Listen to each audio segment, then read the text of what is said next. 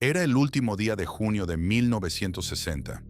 En el gran salón del Palacio de Leopoldville, los diplomáticos aplaudían. Los generales belgas sonreían. El rey de los belgas había terminado su discurso. Un discurso de despedida elegante, de esos que borran los crímenes con palabras bonitas. Y entonces, un hombre que nadie había invitado se levantó de su asiento. Tenía 34 años. Llevaba un traje sencillo y sus papeles temblaban levemente en la mano. Caminó hacia el micrófono con calma, miró al rey directamente y comenzó a hablar. Lo que dijo en los siguientes minutos escandalizó a toda la sala. Fue transmitido por radio a millones de personas y firmó su sentencia de muerte. Esta es la historia de Patrice Emery Lumumba, el hombre que habló cuando todos esperaban que callara, y lo que le costó hacerlo.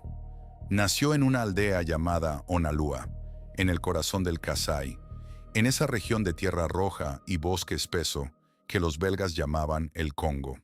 No era un país, era una posesión. 40 años antes de su nacimiento, ese mismo territorio había sido la finca personal de un rey europeo, el rey Leopoldo II de Bélgica, quien lo gobernó como su negocio privado, arrancando caucho de los bosques con mano de hierro. Las aldeas que no cumplían sus cuotas de producción recibían como castigo algo que hoy resulta difícil de pronunciar. Los soldados del rey cortaban las manos de los trabajadores. Las manos físicamente, como prueba de que habían usado las balas con eficiencia. Se estima que entre 8 y 10 millones de personas murieron durante el gobierno personal de Leopoldo sobre el Congo. La mitad de la población, exterminada en décadas. Bélgica eventualmente le arrebató la colonia al rey, avergonzada por el escándalo, y la absorbió como territorio estatal en 1908. Cambiaron los métodos, no cambiaron los fines. En ese Congo reorganizado, burocrático, eclesiástico y minero, nació Patrice. Su padre era un campesino católico que lo llevaba a los campos cuando el niño apenas tenía 6 años. La economía colonial funcionaba como un reloj perverso. Mantenía a los africanos lo suficientemente vivos para trabajar y lo suficientemente pobres para no resistir. Pero Patrice no encajaba en ese mecanismo. Desde muy pequeño, mientras los otros niños corrían entre las cabañas, él buscaba cualquier papel impreso, un panfleto, una Biblia, una página suelta, y lo devoraba con una urgencia que sus vecinos nunca terminaron de entender. Su mente siempre apuntaba hacia afuera, como si ya supiera que había un mundo más allá del horizonte del pueblo, y que ese mundo le debía algo. La educación misionera en el Congo colonial no buscaba formar librepensadores. Buscaba formar africanos obedientes que supieran rezar en francés y trabajar sin quejarse. Patrice pasó por 3 escuelas distintas y fue expulsado de las 3. De la primera, metodista, lo echaron porque seguía bailando danzas tradicionales. El pastor lo llamó Juventud de Mal Comportamiento Cristiano. De la segunda, católica, lo expulsaron porque cuestionaba abiertamente a sus maestros. No con grosería, con argumentos, y eso era peor. La tercera no duró ni un año. El mismo pastor de la primera escuela había enviado por adelantado una carta de advertencia. Este chico es un problema, decía en efecto. Lo que sus expulsores nunca comprendieron es que un joven que hace demasiadas preguntas no es un problema de disciplina. Es un peligro para el sistema que depende del silencio. A los 18 años, sin escuela y con amenaza de conscripción forzada, Patrice tomó una decisión que lo definiría. Falsificó los documentos de viaje necesarios para cruzar los controles internos con que los belgas controlaban el movimiento de los cuerpos africanos a través de la colonia, y se marchó. Llegó a Stanleyville en noviembre de 1944 con 19 años, 5 grados de primaria y una inteligencia que no cabía en ninguna categoría que el sistema tuviera preparada para él. Se empleó como auxiliar en la administración territorial. Y de noche, sin que nadie se lo pidiera y sin recibir pago, trabajó como bibliotecario en el barrio africano para tener acceso a libros. Leía historia, filosofía, literatura, lo que fuera, todo lo que encontraba. En 1947 Aprobó uno de los exámenes más competitivos de la colonia. Obtuvo el tercer lugar entre 34 candidatos y se convirtió en empleado postal calificado. Promedio, 91%. Le entregaron las cuentas de giro de los principales negocios de la ciudad. Una responsabilidad que, según las reglas no escritas del Congo colonial, correspondía exclusivamente a europeos. Y aún así, la estructura seguía siendo la misma. La administración civil estaba cortada en dos por una línea invisible. Arriba, los europeos. Abajo, los africanos. Una enfermera belga con certificado de secundaria tenía automáticamente más autoridad que un asistente médico congoleño con estudios universitarios. Patrice, como empleado de primera categoría, ganaba 5.000 francos al mes. Sus colegas blancos ganaban varias veces esa cifra. Más vivienda, más transporte, más beneficios. El sistema colonial tenía una válvula de escape para esta tensión, un estatus legal llamado inmatriculación, la asimilación plena. Para obtenerla, un africano debía someterse a inspecciones humillantes. Funcionarios coloniales llegaban de improviso al hogar del solicitante, revisaban los cajones, las sábanas, los cubiertos. Comía en mesa europea, les hablaba en francés a sus hijos. De una población de 13 millones de personas, solo 884 habían obtenido el carné de mérito para 1955.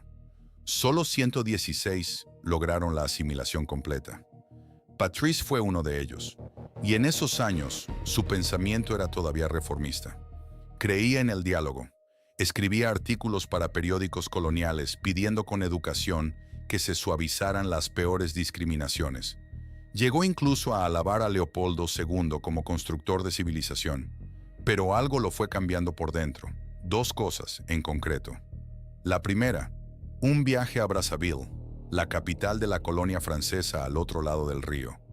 Entró a una cafetería.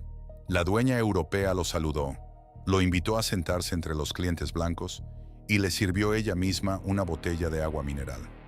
En Stanleyville, eso era literalmente inconcebible. No ilegal.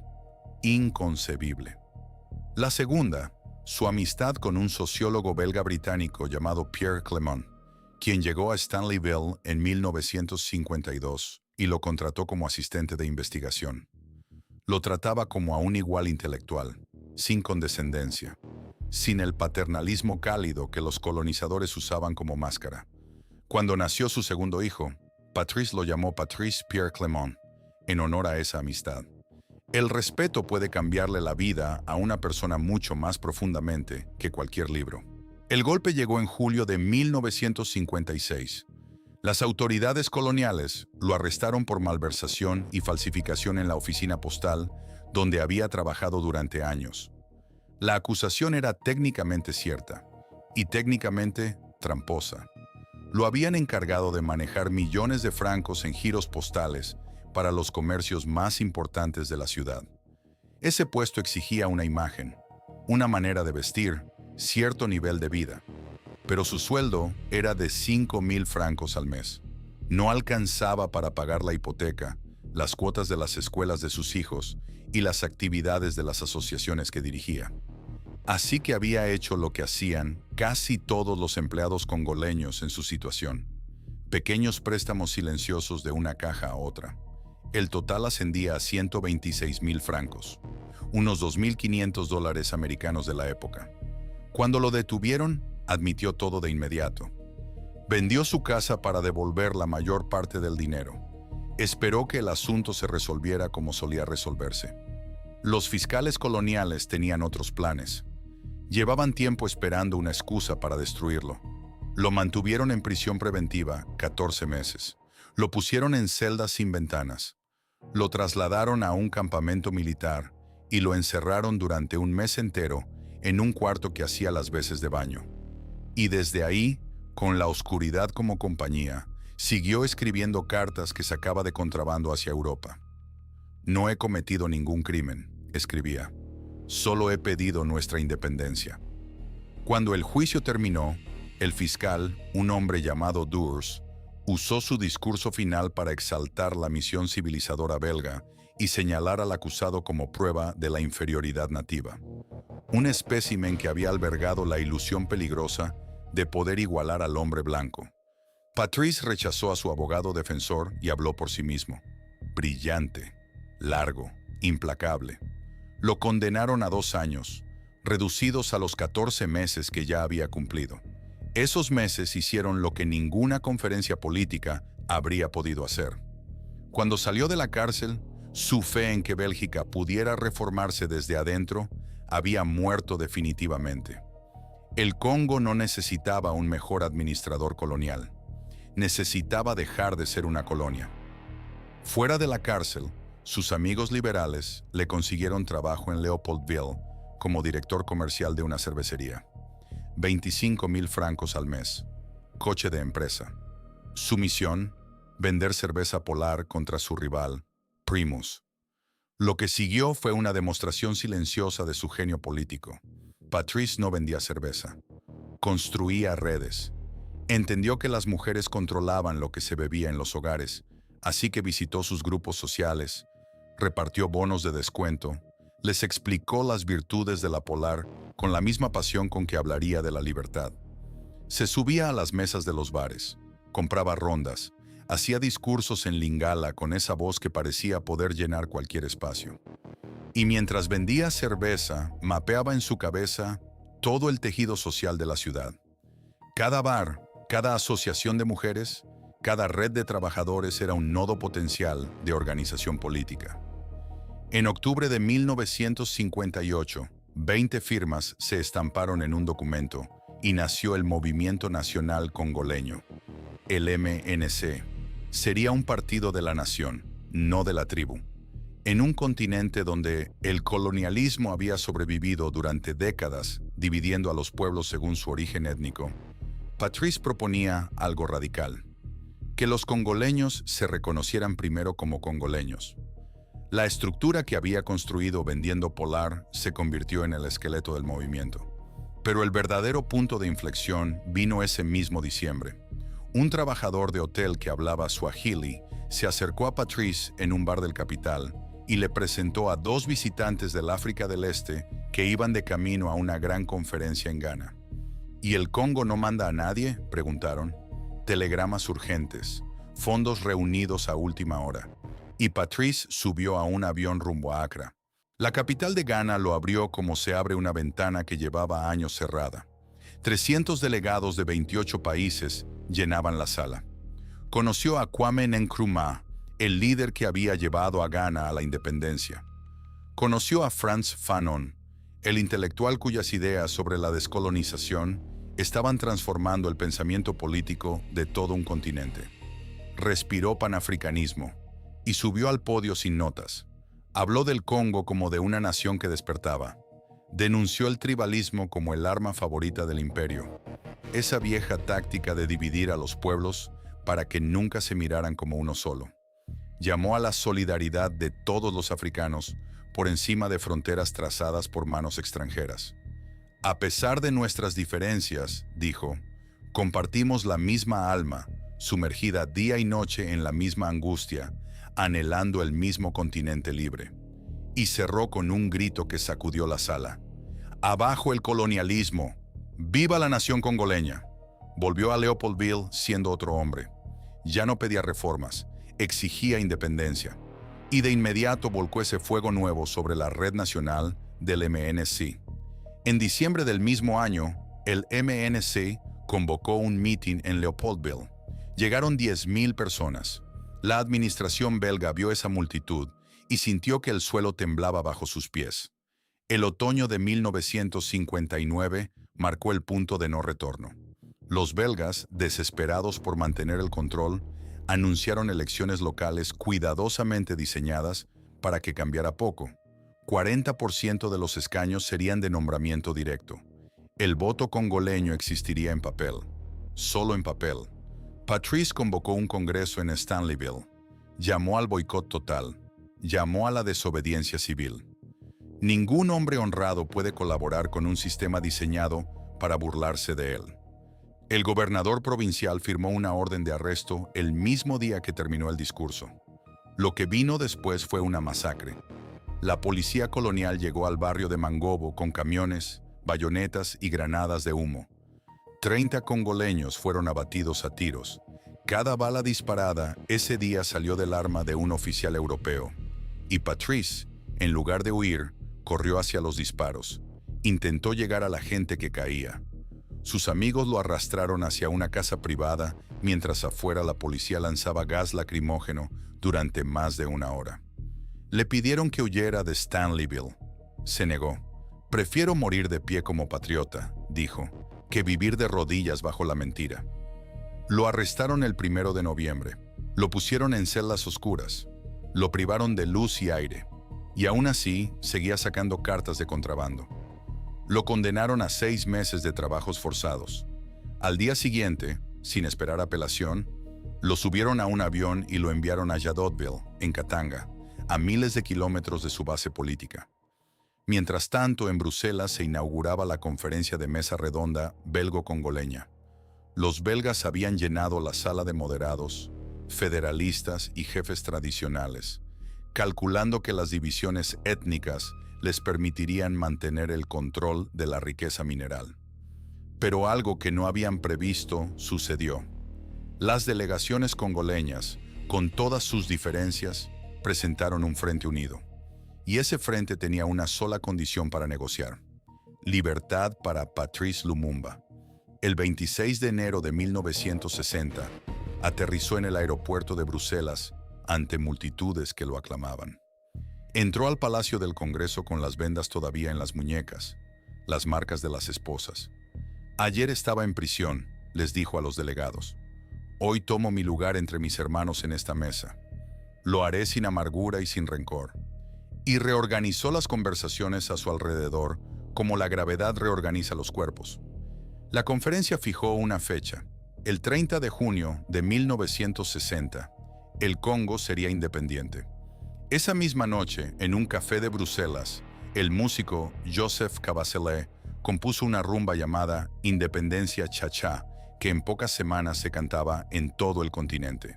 Pero mientras los congoleños celebraban, los belgas construían en silencio el marco de una jaula. 2 semanas antes de la independencia, el Parlamento belga modificó la ley fundamental para asegurarse de que Moïse Tshombe, un político pro-occidental financiado por las grandes mineras, quedara instalado como líder de Katanga, la provincia más rica del Congo. El cobre, el uranio, el cobalto, todo eso quedaría bajo la administración de un hombre amigo de las corporaciones. Y la estructura del nuevo gobierno fue diseñada para fracasar. Patrice sería primer ministro, la cabeza ejecutiva real del gobierno. Pero Joseph Kasavubu, su rival político, sería presidente y jefe de Estado. 2 cabezas, un solo cuerpo. Un matrimonio de poder entre 2 hombres que no se toleraban, casi garantizando la parálisis permanente. Sus aliados le advirtieron. Un veterano estadista lo tomó del brazo en un corredor del Parlamento. «Kasavubu te traicionará», cruel y cínicamente. Patrice lo sabía. Pero si le negaba la presidencia a Kasavubu, su base étnica podría hacer estallar al país antes de que naciera. Firmó el compromiso. Y mientras los ministros debatían qué residencia oficial les correspondía, en los cuarteles africanos los soldados observaban a esa nueva clase política comprarse automóviles y mudarse a las mansiones coloniales, mientras ellos seguían ganando sueldos de miseria bajo el mando de oficiales belgas blancos. La ira era una brasa viva. Solo necesitaba aire. El 30 de junio de 1960 amaneció cálido sobre Leopoldville. En el gran salón del Palacio Nacional, diplomáticos, generales, periodistas y el rey joven de Bélgica ocupaban sus asientos para presenciar la ceremonia de transferencia de soberanía. El rey tomó el podio primero.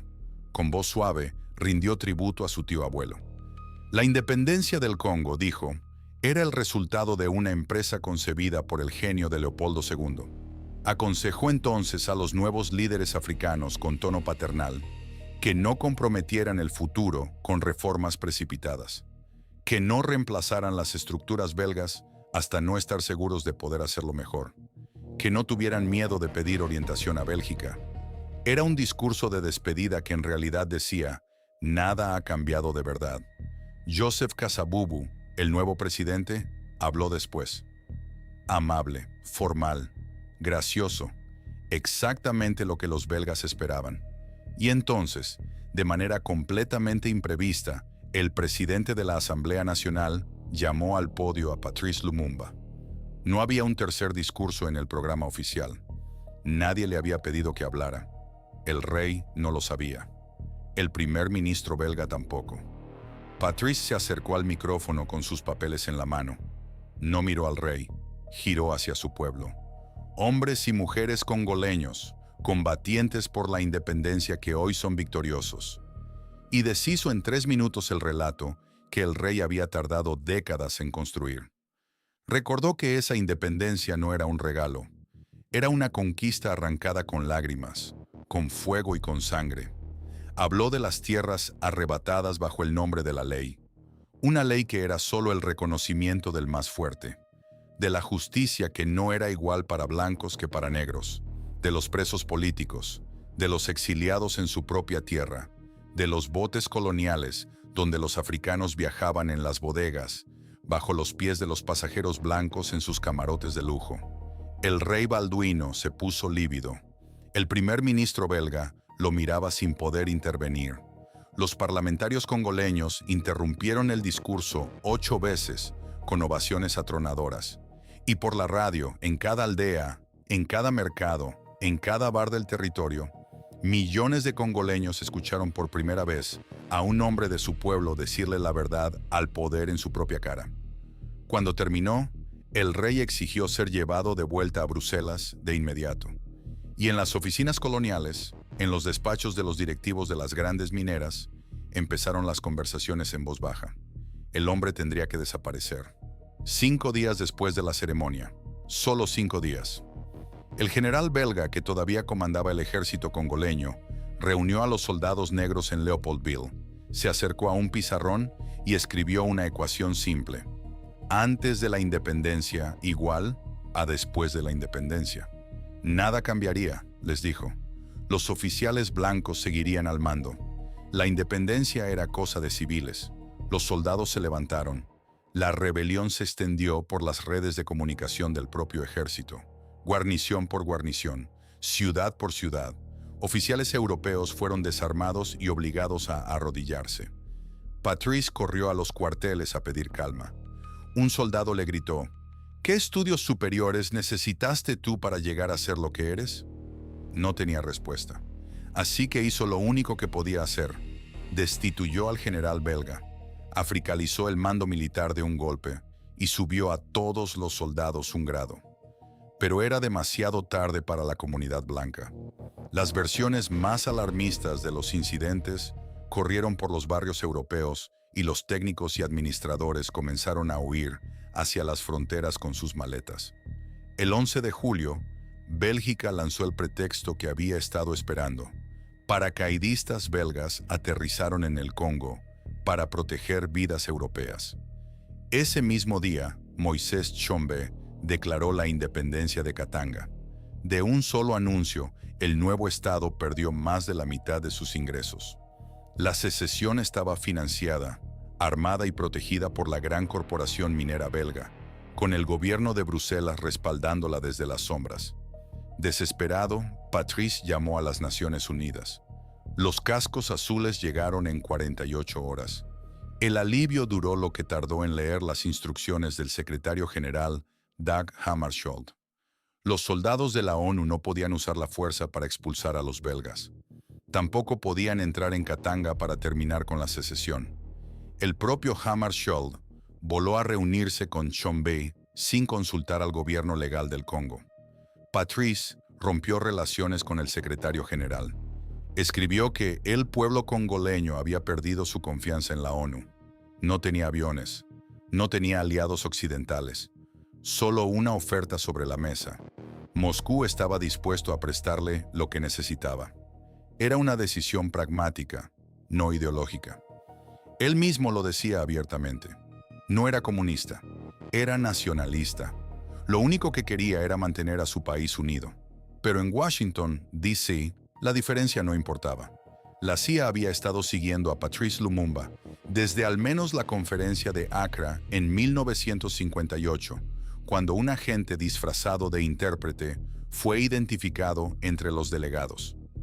Para el presidente Eisenhower y sus consejeros de inteligencia, la imagen era la siguiente: el corazón de África, con sus minas de uranio, el mismo uranio que había alimentado las bombas de Hiroshima, en manos de un líder que ahora recibía aviones soviéticos. No podían permitirlo. El director de la CIA, Allen Dulles, envió un cable al jefe de estación en Leopoldville. El mensaje era inequívoco: Lumumba debía ser eliminado. El cable llegó clasificado como de más alta prioridad. Un científico de la CIA, llamado Sidney Gottlieb, el mismo hombre detrás del programa de control mental MK-Ultra, voló al Congo cargando veneno en una maleta. Veneno que debía untarse en el cepillo de dientes del primer ministro. El plan falló, pero Washington tenía más opciones. En septiembre de 1960, el presidente Kasa-Vubu, el que se suponía era su socio de gobierno, anunció por radio que deponía a Patrice Lumumba del cargo de primer ministro. Completamente inconstitucional, completamente imprevisto. Pocas horas después, un joven coronel del ejército llamado Joseph Mobutu anunció que tomaba el control del gobierno. Mobutu era el hombre de la CIA en el Congo. Recibía dinero de Washington. Patrice quedó atrapado. Los cascos azules de la ONU rodearon su residencia, no para protegerlo, para mantenerlo encerrado. Logró escapar. En la oscuridad de la noche, salió de la residencia rodeada de soldados de la ONU y se lanzó a la ruta hacia Stanleyville, donde sus bases de apoyo todavía eran firmes y donde esperaba reagrupar a sus aliados políticos. Tenía que cruzar 500 kilómetros de selva y ríos. No llegó. Las fuerzas de Mobutu lo capturaron a los pocos días. Fue golpeado frente a periodistas y camarógrafos. Las imágenes dieron la vuelta al mundo. Un primer ministro constitucional, el primero de su país, siendo arrastrado con las manos atadas por sus propios soldados. Lo enviaron a Tisville, luego al Katanga de Tshombe, el mismo Katanga que él había luchado para no perder, en manos de su mayor enemigo político. Sus carceleros lo torturaron, lo fotografiaron, lo humillaron. El 17 de enero de 1961, en algún punto del bosque de Katanga, de noche, Patrice Emery Lumumba fue ejecutado. Tenía 35 años. Para ocultar el crimen, los belgas disolvieron su cuerpo en ácido. Buscaron borrar hasta los huesos. No pudieron. La noticia de su muerte se extendió por el mundo como una quemadura. En decenas de ciudades hubo manifestaciones de protesta. En Moscú, en El Cairo, en Accra, en Nueva York. En las calles de Leopoldville, la gente lloraba a un hombre que había sido primer ministro exactamente 67 días. Pero había hecho algo que ningún año de gobierno habría podido hacer. Había hablado. En el día más visto de la historia del Congo, frente al rey que representaba siglos de opresión, había dicho la verdad con su nombre y su apellido. Su nombre se convirtió en símbolo de lucha anticolonial en África, en América Latina, en Asia. Frantz Fanon lo citó. Malcolm X lo nombró. Che Guevara viajó al Congo parcialmente en su honor. Mobutu, el hombre que lo traicionó, gobernaría el Congo durante 32 años más como una dictadura corrupta sostenida por Washington. El país fue rebautizado como Zaire. Sus minerales siguieron fluyendo hacia afuera, pero el nombre de Lumumba no pudo ser borrado. En 2002, 41 años después, el gobierno belga pidió disculpas formales por su participación en el asesinato de Patrice Lumumba. En 2022, Bélgica devolvió a su familia el único resto físico que había sobrevivido: un diente, un solo diente, todo lo que quedó de un hombre que quiso que su país fuera libre. Patrice Lumumba vivió 35 años. Gobernó 2 meses y 1 semana. En ese tiempo, fue expulsado de 3 escuelas, encarcelado 2 veces, vendió cerveza, fundó un partido, sacudió el continente, plantó cara a un rey y fue asesinado por el miedo que provocaba en quienes tenían demasiado que perder. No tenía ejércitos, no tenía dinero, solo tenía palabras. Y eso fue suficiente para que lo mataran, y suficiente también para que hoy, décadas después, sigamos diciendo su nombre. Esta ha sido la historia de Patrice Emery Lumumba, el mártir del Congo.